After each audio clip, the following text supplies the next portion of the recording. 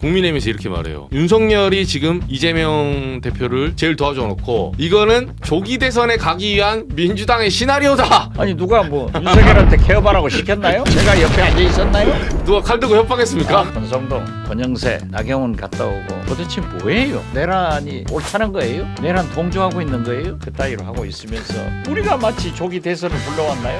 우리 갖다가 바가지 씌우는데 그런 건 안 통하죠. 신랑자 2부 바로 이어가겠습니다. 오늘은 더불어민주당에 살아계시는 그 신화죠. 박지원님 모셨습니다. 반갑습니다. 네. 예, 안녕하세요. 예, 네. 저희 그 딴 데서 자주 뵀잖아요, 사실은. 그렇죠. 예, 다른 팟캐스트 많이 나오시면서. 예. 뭐 CBS는 많이 출연했지만은 예. 오늘 이 유튜브는 처음입니다. 아, 너무 고맙습니다. 예. 아니, 저는 한번 모시고 싶었는데 예. 요새가 또 그 우리 정치의 위기잖아요. 예. 정치적 위기죠. 정치만 위기가 아니라 민주주의, 서민 경제, 남북 관계, 외교 그쵸. 다 위기죠. 그 얘기 나왔으니까 앞에 오늘 이제 기사가 나왔는데 의원님이 또 예전에 또 사업도 하시고 미국 잘 아시잖아요. 이제 DJ 때 북핵 외교도 담당하셨고 애니첸, 예. 예, 이분 들어보신 적 있으세요? 저도 최근에 언론을 통해서 들었는데 네. 우선 저는 잘 몰라요.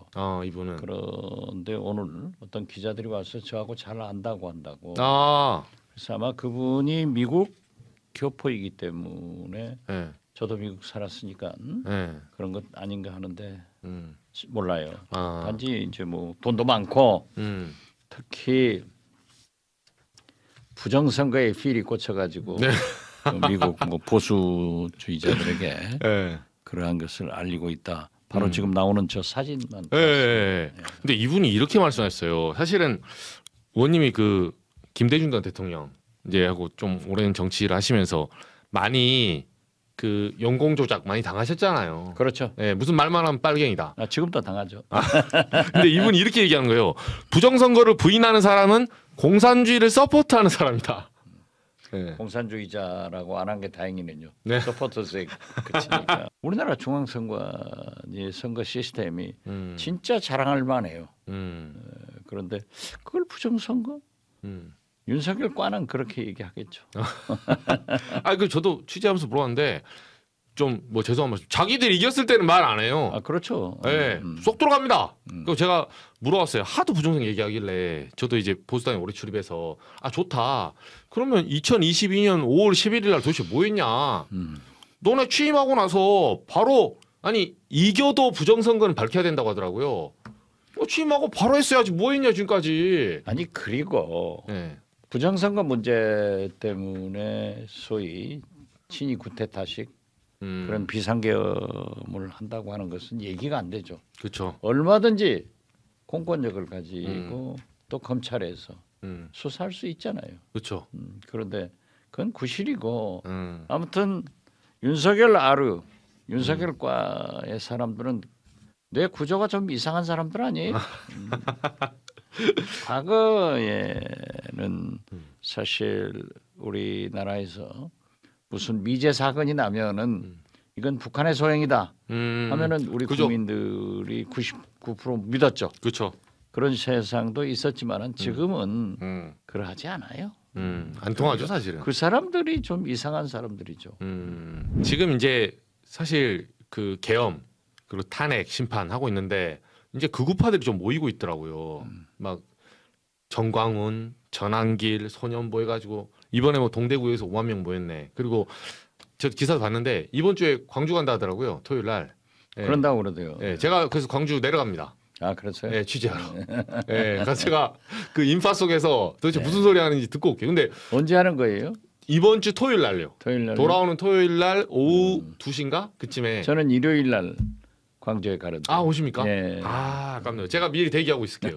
가서 제가 가서 잡혀서 그 린치 당하지 않은 이상에. 예. 근데 의원님 보시기에 이제 구력이 있으신데 왜 온다고 보세요? 부산 대구 찍고 지금 심장부로 들어오겠다고 하더라고요. 그러니까 이 보수라고 하는 것은 지금 현재 우리 진보 세력 민주당 등에서는 딱 시대 정신이 두 개예요. 첫째는 윤석열을 사법 처리해서 합당한 벌을 받아야 된다. 두 번째는 정권 교체를 해야 된다 하는 건데 이제 그게 저는 앞으로 약 100일 사이에 이루어진다 하는데 어떻게 됐든 지금 윤석열이 지금은 뭐 어쩌고 저쩌고 하지만은 갇혀 있으면 한계가 오는 거예요. 그래서 왜 그럼 저렇게 많이 모일까 하는 문제에 대해서는 보수들이 이미 대선에 가 있는 거예요. 그래서 우리는 윤석열 사법 처리 그리고 탄핵 인용 이 두 가지 목표를 가지고 있고 이분들은 이미 대선에 가서 어떠한 경우에도 박근혜 탄핵을 시켜서 문재인이 대통령 되니까 우리가 5년을 어떻게 살았느냐. 그 경험이 있죠. 그렇기 때문에 솔직히 말해서 이재명이 대통령 되는 것은 죽어도 못하겠다 해가지고 뭉쳐 있는 것 같아요. 그렇지만 우리는 아직도 그 윤석열 사법 처리, 탄핵 여기에 목표가 있기 때문에 대선에 안 가 있는데 차차 조기 대선으로 빠지기 때문에 앞으로 100일간 운명이 결정된다. 저는 그렇게 봅니다. 결국은 순리대로 갈 거다. 그렇죠. 어떻게 내란 세력을 국민들이 투표할 수 있어요? 그건 안 되잖아요. 그렇기 때문에 저는 별로 그렇게 저항을 하더라도 언제까지 하겠느냐. 사실 뭐 대구에 5만 모일 수 있는 거예요. 거기 르포 기사들을 보면은 서울에서도 가고 전국에서도 다 그쵸. 왔더라고요. 그렇기 때문에 그렇게 큰 의미가 없어요. 그러나 제가 뭐 전한길 그분이 5.18 민주미역에 가서 5.18 광장에 가서 그 행사를 한다. 그런데 강기정 광주시장이 허락을 하지 않았다. 맞아요. 거기 딱 도청 옛날 도청 앞에 거기 안 된다. 그건 안 된다 했는데 거기가 어디예요? 성지죠, 성지. 그런데 거기 가서 내란 수개를 석방하고 죄가 없다. 내란이 아니다. 이런 궤변을 틀어놓는다고 하면은 광주 시민들이 또 충돌을 날 수 있잖아요. 그렇죠. 그렇기 때문에 제가 거기는 강기정 시장이 허락하는 것은 다행이다. 충돌을 막기 위해서 한 것도 아니냐라고 했더니 또 그게 저는 전환길이 누군지 잘 몰랐어요. 전환길인가 김한길인가 모르겠다고 그랬더니 그게 기사가 많이 났더라고요. 아니 김한길 대표 옛날 친하지 않으셨어요? 친하죠. 잘 알죠. 요새 통화하십니까? 요즘은 통화 안 했어요. 요새 팽당한 것 같더라고요. 아니 팽당이 아니라 지금 국민통합위원장 하고 있는데 국민통합위원회가 하는 일이 뭐예요? 지금 통합됐어요? 그렇죠. 통합의 그 기류가 있어요? 맞네요. 통합 안 하고 뭐 하는지 모르겠어요. 글쎄요, 저는 교섭단체 대표연설. 이재명 대표가 뭐 개혁 의지, 그리고 경제의 어떤 회복과 성장, 뭐 여러 가지 제시했는데 전반적으로 좀 어떻게 보셨어요? 오늘 그 이재명 대표의 국회 본회의 정당 대표연설은 굉장히 잘 됐다고 봐요. 저도 정당 대표연설을 많이 해봤는데 자주 했잖아요. 가장 많이 해본 사람 중에 하나일 거예요. 제가 원내대표를 하고 당 대표를 할 때는 또 당 대표들이 원회에서 제가 많이 했죠. 그랬는데 보니까 아주 잘했어요. 우선 그 내용도 좋지만은 전달하는 톤이 차분하게 아마 국민들이 시청을 하면서 굉장히 편하게 들었을 거예요. 그리고 어떤 정치적인 이런 것보다는 소위 민생 문제에 치중하면서 먹사니즘을 강조하고 그렇죠. 먹고 사는 문제이기 때문에 이게 결국 찰산이즘. 찰산은 그러한 체제로 가야 된다라고 해서 잘했는데 제가 볼 때는 내일 권성동 국민의힘 원내대표가 할 건데 그분은 좀 이제 공격적일 거 아니에요. 그렇죠. 그런데 그분한테 좀 비교가 되는 그래서 정당 대표 의원설은 이렇게 하는 거다 하는 길을 제시해줬기 때문에 내일 어떻게 나올까가 더 흥미로워요. 권성동 원내대표 처음에는 뭐 계엄에 대해서 조금 뭐 부적절했다 하다가 요새는 조금 라인을 좀 타고 있어요. 많이 타고 와 있죠. 그런데 네. 한 가지 제가 첨언할 것은 오늘 민주당의 박찬대 원내대표가 그 의원들한테 전부 문자를 보냈더라고요. 내일 국민의힘 정당 대표 연설이 있는데 어떠한 경우에도 야유, 소리 이런 거 하지 말고 좀 조용히 경청하는 그런 모습을 보여주자라고 해서 이것도 오늘 그 이재명 대표 연설도 그러했지만은 우리 국회가 내일 만약에 그러한 것을 잘 지켜진다고 하면은 또 하나의 조그만 정치 발전이 이루어지는 계기가 되는 것 아닌가 저는 그렇게 봅니다. 그러네요. 근데 국민의힘은 야유했잖아요. 막. 글쎄 네. 그 야유가 있는데 그 전처럼 그렇게 강하지 않고 오늘 굉장히 그 내용이 좋으니까 경청하는 모습이었어요. 그렇기 때문에 우리 내일 민주당 야권 의원들도 좀 조용히 듣기 싫어도 들어야죠. 그런 전통을 세워가는 것도 국민들이 지금 현재 윤석열 때문에 실망하고 있는 정치에 하나라도 좀 서비스 해보자 하는 생각을 갖습니다. 인터뷰가 나왔어요. 문재인 전 대통령. 네, 뭐 여러 가지 설이 있었는데 윤석열 전 검찰총장 임명에 대해서 책임론이 많이 불었잖아요. 근데 거의 제 기억에 한 4년, 5년 만에 임 여신 것 같아요. 임명한 지 그 사이에 많았잖아요. 결국은 인사권자 잘못 아니냐부터 시작해서 했는데 요 메시지 어떻게 보셨습니까? 인터뷰.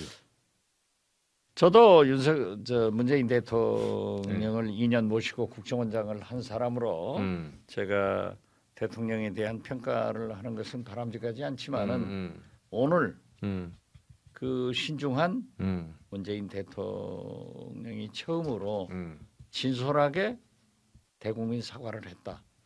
그리고 그 책임을 느꼈다 하는 건데요. 사실 제가 윤석열 대통령하고 아주 가까웠습니다. 네, 박영선하고 또 그렇죠. 박남매 가깝다고 유명하시잖아요. 이 조국 당시 민정수석이었죠. 그때 제가 안철수당 대표 아니었어요. 국민의당. 그렇기 때문에 저는 조국 민정수석하고 아주 가까웠는데 그 신문에 보니까 윤석열 총장을 시킨다고 그런 함화평이 났더라고요. 그래서 제가 조국을 만나자고 그랬어요. 민정수석이 있으니까. 네, 우리 국회로 불러가지고 우리 의원에 관해서 절대 시키지 마라. 윤석열 총장 시키면 안 된다. 윤석열은 저하고 잘 아는 사이지만 윤석열은 검찰총장이 아니다. 진짜 거기는 누구든지 칼로 찔러버리는 나쁜 검사다. 이렇게 얘기를 했어요. 그리고 제가 윤석열 검사는 김대중, 노무현, 이명박, 박근혜 다 죽인 사람이다. 주요 수사팀마다 있어요. 맞아요. 하지 마라. 내가 그러더라고. 문재인 대통령한테 보고해라. 그랬더니 조국 민정수석이 한 일주일 있다가 저한테 전화 와서 자기 저녁을 한번 같이 하자고 그래서 제가 잊어먹지도 않아요. 남산 힐튼 호텔. 힐튼 호텔. 거기 지하에 겐지라는 일본 식당이 있었어요. 지금은 이제 힐튼 호텔이 폐쇄됐습니다만은 거기에서 딱 둘이 앉아서 와인 2병을 마셨으니까 각 1병 마셨겠죠. 마시면서 얘기를 했어요. 그랬더니 조국 민정수석 문재인 대통령은 자기 측근이나 가족의 비리가 있으면은 반드시 검찰 조사를 받고 사실이면은 처벌받아야 된다는 철학을 가지고 있다고. 그래서 제가 그랬죠. 야, 문재인 대통령 진짜 아주 좋은 철학 가지고 있다. 그러면 딱이다. 윤석열이. 그래가지고 유명했었는데 이제 그 후로 여러 가지 얘기가 나왔었어요. 그렇지만은 제가 할 얘기는 아니고 어떻게 됐든 윤석열 총장을 임명해서 이러한 사단이 났고 또 나라가 이렇게 지금 뭐 18세기로 후퇴해버린 그렇죠. 이런 꼴이 됐다고 하면은 저는 임명권자로서 문재인 대통령이 적절한 사과와 반성 그리고 국민에게 좋은 얘기를 하셨다 이렇게 평가합니다. 이 사과의 타이밍. 네. 이재명 대표의 교수단체 연설이자 지금 극우파가 결집하고 있고 조기 대선 국면에서는 만만치 않은 상황인데 이 사과의 타이밍 어떻게 보십니까? 이게 정치적으로는 이재명 대표에게 도움이 되나요? 뭐 도움 되겠죠. 오늘 또 다 통합해서 다 뭉쳐서 이재명밖에 없지 않느냐. 사실상 이재명 지지 선언도 해준 것도 아니에요. 그렇죠. 그러나 오늘 이재명 대표의 당대표 연설이 있었는데 왜 오늘 함께 했냐 하는 것은 그렇게 정해지지는 않았을 거예요. 그렇기 때문에 그것까지는. 예.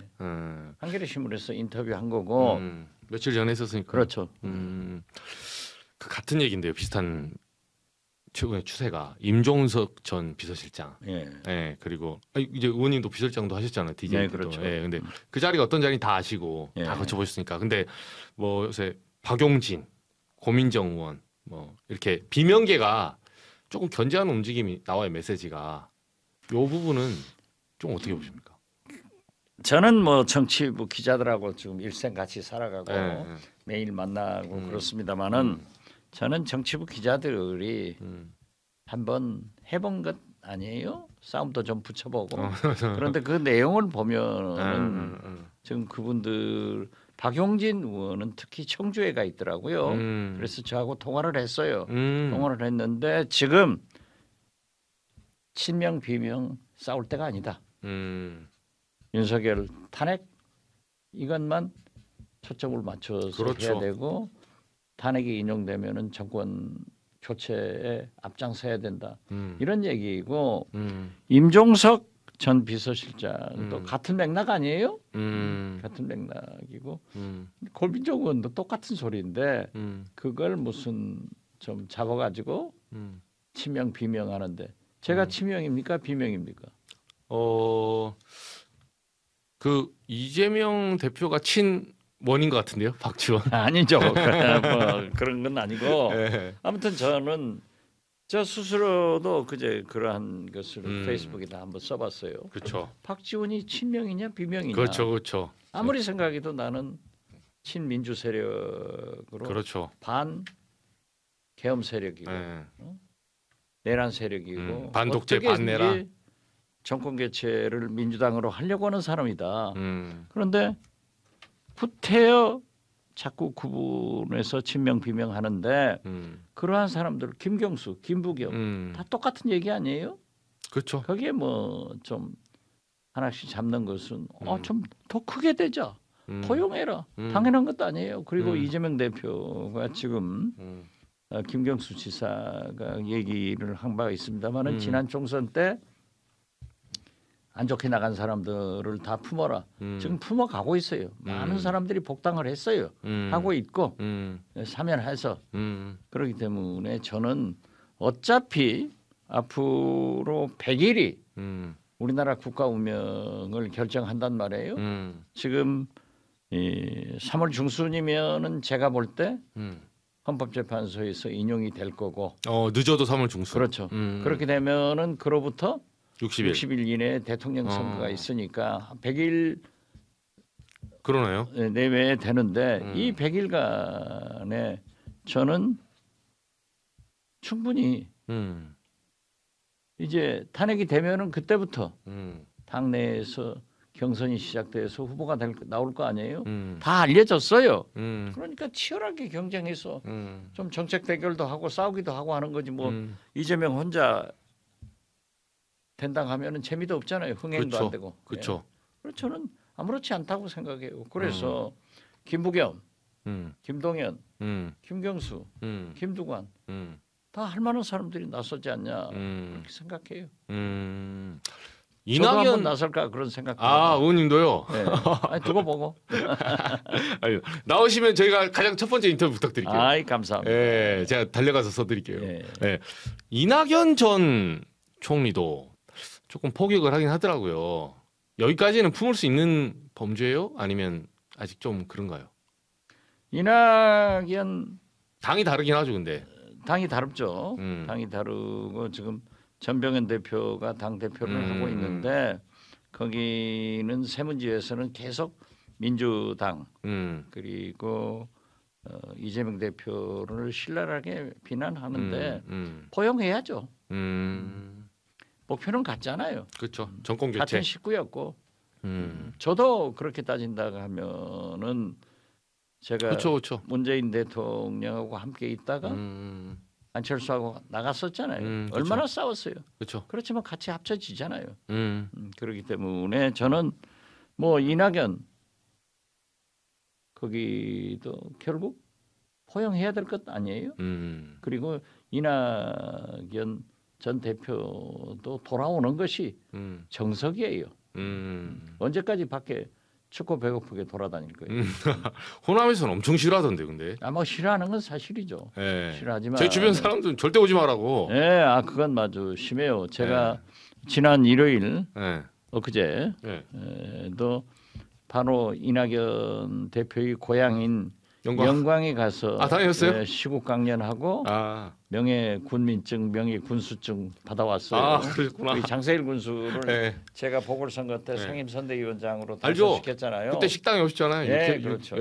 그런데 거기서도 굉장히 부정적으로 생각하지만은 그게 다 포용해야죠.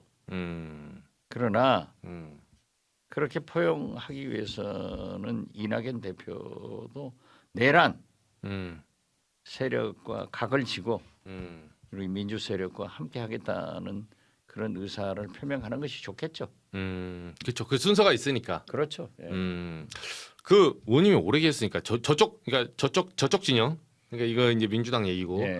저기 지금 오세훈, 뭐 홍준표, 김문수 뭐 다 오랜 인연이 있으시잖아요. 그렇죠. 당연히 의원님보다는 이제 후배시지만 다들 원내 진입이나 이것도 정치 구력도 그 누가 가능성이 높다고 보십니까 지금? 김문수 후보가 꽤 오래 됐잖아요, 같이 연이. 지금 현재는 김문수 장관이 다코스로 올라오고 있더라고요.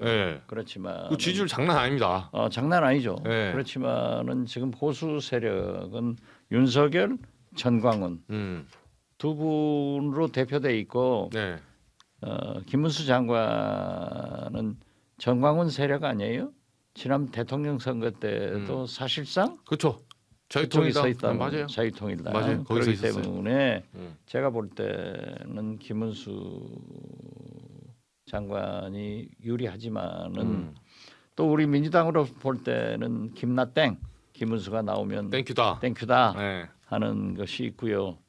지금이 오세훈 시장 등은 명태균 그 황금포니 PC 그 내용을 보면은 상당히 문제가 있다고 생각해요. 제가 이제 거기를 많이 취재한 주진우 라이브의 주진우 기자나 또 그 봉지욱, 봉지욱 뉴스타파 기자하고 얘기를 나눠보면은 굉장히 깊숙하게 나와 있더라고요.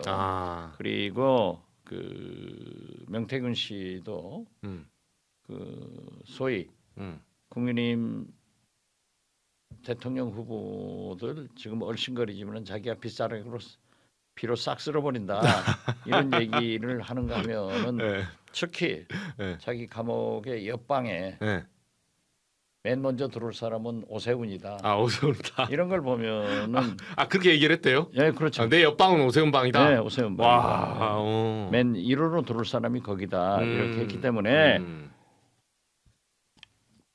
사실 여부는 모르겠어요. 그렇죠. 뭐 그렇게 전해지는 그래, 내가 봉지욱 기자한테 물었죠. 왜 그럼 그걸 보도를 안 하냐? 그랬더니 지금은 모든 국민들이 윤석열한테 쏘여 있기 때문에 조금 더 있다 보도를 하겠다. 그렇죠. 곧 나올 것 같아요. 그리고 지금 보도를 보셔서 아시겠지만은 우리 민주당에서 명태균 특검을 추진합니다. 그러면은 뭐 다른 특검은 반대를 거부권 행사한다 하더라도 과연 최상목 대행이 명태균 특검도 거부권 행사는 하지 못할 것 아니에요. 그래서 아무튼 그러한 것들이 제대로 나올 수밖에 없다. 그리고 지금 현재 이 정치는 생물이다. 이 말씀은 DJ가 하신 말씀이에요. 그렇죠. 나는 거기에 상대해서 검찰은 괴물이다. 아, 정치는 생물이고 검찰은 괴물이다. 아, 여러 나오시네요. 검찰은 이런 괴물. 얘기를 많이 쓰는데 왜 정치는 생물이냐? 민심과 함께 간단 말이에요. 그래서 김대중 대통령도 정치는 내 생각이 중요한 게 아니라 국민의 생각이 중요하다. 그렇죠. 이런 말씀을 하셨어요. 반 템포만 빠르게. 그렇죠. 그런데 검찰은 왜 괴물이냐?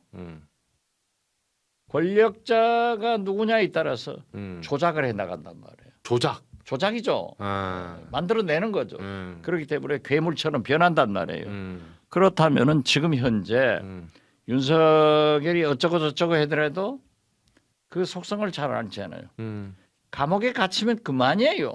아, 그렇기 때문에 지금 도이치모터스 김건희의 주가 조작 문제도 서울 고검에서 수사가 진행 중에 있고 명태균 문제도 창원지검에서 잘 아시다시피 PC 압수해가지고 맞아요. 포렌식에서 일부 네. 남았잖아요. 네. 사진 뭐 2만 3천 장 그렇죠. 났던. 네. 예, 그 다음에 황금폰 아, 그 폰. 3개를 압수됐기 때문에 네. 지금 이미 포렌식이 다 끝났을 거예요. 그렇죠. 그래서 검찰도 이 권력이 어디로 가느냐, 어떤 흐름으로 가느냐 이걸 보고 있다고요.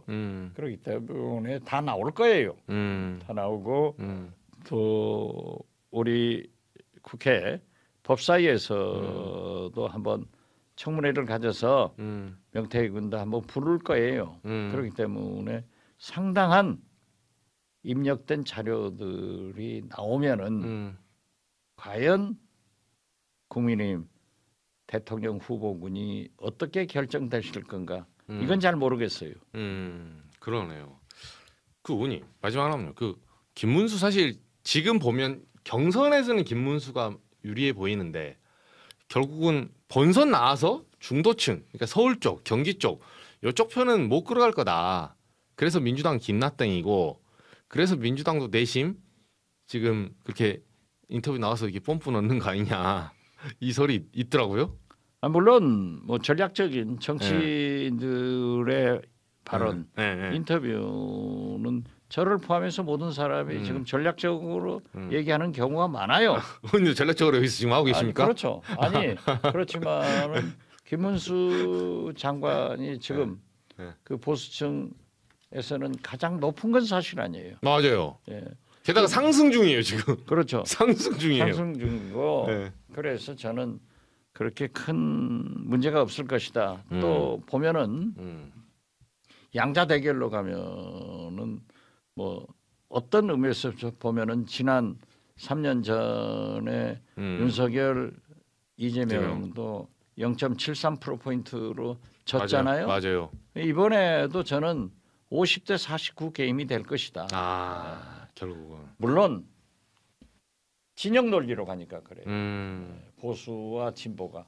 그렇지만은 이번 선거는 내란 세력과 내란 반대 세력의 구도로 가기 때문에 간발의 차이로밖에 진영 분열이 돼 있으니까 그렇게 나올 것이다 봐서 저는 지금 현재까지 보면은 그래도 이재명 아닌가 이렇게 분석합니다. 그러네요. 근데 의원님 말씀 듣다 보니까 과거 DJ 그때 대선 97 대선에 이제 혁혁한 공을 또 세우셨잖아요. 네. 근데 저도 기억이 나는데 정말 우연히 겹쳐서 이긴 거 아닙니까? 가까스로. 그렇죠. 이인재가 나와주고 YS랑 이해창이 싸우고 그리고 JP랑 DJP 연합도 하고 그 세 개 중에 하나만 틀어졌어도 이기기 힘든 선거. 정말 그 시절을 겪었잖아요. 그렇죠. 지금도 그러니까 지금도 그래요, 근데? 예, 우리가 기독교 방송에서 네. 이런 얘기하는 것은 좀 이상하지만 네. 아무리 복이 있어도 운 좋은 사람이 이긴다는 것도 아니에요. 그래서 그래서 우리나라 말에 운칠 기삼, 눈치기삼. 운이 좋아야 된다 하는 건데 네. 저는 이재명 대표가 운이 굉장히 좋은 것 같아요. 아, 운이 좋은 것 같다. 네. 그러니까 제가 만약 말이죠. 네. 지금 이재명 대표한테 가장 그 아킬레스건이 사법 리스크 아니에요? 그렇죠. 윤석열 대통령이 계엄을 하지 않았으면은 3년 반 있다가 대통령 선거하는 거예요. 그렇죠, 그렇죠. 그러면 이 3년 반간 사법 리스크를 어떻게 극복했겠어요? 그 많은 것 중에서 하나만 유죄 판결을 받았어도 감옥에 가야 되고 그렇죠. 대통령 선거에 출마할 수 없죠. 그렇죠. 그런데 누가 윤석열 대통령이 저렇게 미친 짓 계엄을 시작할지 않았겠어요. 그렇죠. 이재명 도와주려고 한 건가요? 저는 그 보고요. 네. 제가 서울대 분당 서울대병원 네. 조문 갔다가 아, 그날 저녁에. 예, 12월 3일 이제 돌아오신 11시 이렇게 돌아오는 네. 차에서 그 윤석열 대통령이 계엄령 선포를 들었어요. 네. 그런데 내가 첫 마디가 네. 미쳤다. 아. 미친놈이다. 하고 하고 내가 페이스북에다 미쳤다. 이렇게 올려버렸는데 네. 그러면서 봤다고 그런 게 야, 이재명 대표는 천운을 탔구나. 이제 끝난 거 아니에요. 그러네. 저건 내란은 분명한 거고 음. 탄핵당하는 거고 헌재에서 인용되는 거고 음. 그러면은 100일 110일 있다가 대통령 선거하는데 이재명이 유리하겠구나 하는데 이런 몇 가지를 보면은요 굉장히 운이 좋아요. 그리고 지금 이건 제가 실제로 경험한 건데요. 네. 김대중 총재에 대해서 한국이나 미국에서 굉장히 사상 의심을 했잖아요. 그렇죠. 그런데 미국에서 미국을 가시는데 이제 제가 대변이니까 항상 따라 수행했잖아요. 미국 가서 밤에 그때 아마 여기 김진호 사장이 미국 거기 계셨을 거예요. 아, 특파원. 네, 그런 때 같은데 네. 가서 에즈라 보겔 하버드대 교수 하신 분이 미국 CIA 아시아 총국장을 했어요. 오. 그분과 3시간 반에 걸쳐서 소위 인터뷰를 했다고요. 오. 일종의 사상 검증을 받은 거예요. 아. 일부러. 북한 편드는 거 아니냐. 네. 아. 그래서 그 3시간 반 동안 그러니까 김대중 아시아 총국장 통역처 이렇게 넷이 앉아서 이제 3시간 반을 얘기했는데 거기에서 분석 결과 DJ 이념과 사상에 전혀 문제가 없다.